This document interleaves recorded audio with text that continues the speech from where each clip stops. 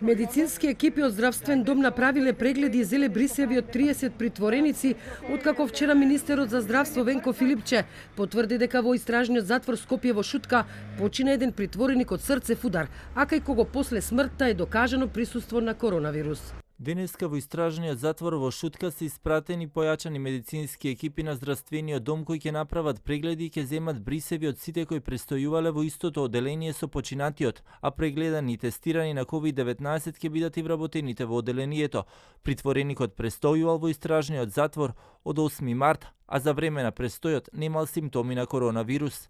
Од истражниот затвор во Шутка потврдија дека токму утрово биле испратени појачани медицински екипи кои вршат прегледи и земаат брисеви од сите кои престојувале во истото оделение со починатиот, а прегледани и тестирани на COVID-19 ќе бидат и вработените во одделението.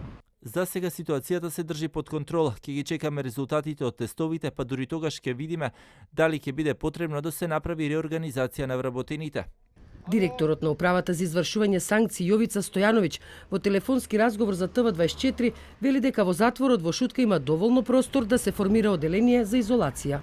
Во затворот има доволно простори во кои што евентуално заразените притвореници може да бидат изолирани од другите. Инаку притворениците меѓу себе немаат никаков контакт освен оние што се заедно во келија.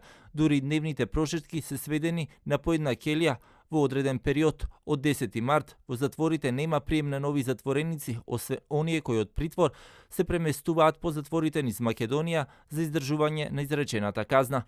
Инаку денеска независниот синдикат на затворската полиција и администрација преку соопштение информира оти ги повлекуваат сите активности за искажување јавен револт и несогласување со денесените одлуки, откако главниот кризен координативен штаб го усвоил нивното барање со кое е извршено дополнување на уредбата на владата, според која им беше ограничена исплатата на додатоци на доместоци на плата за вработените во јавниот сектор за време на вонредна состојба, при што припадниците на затворската полиција се пропуштени, а со тоа би им се намалила севкупната плата за речиси 50%.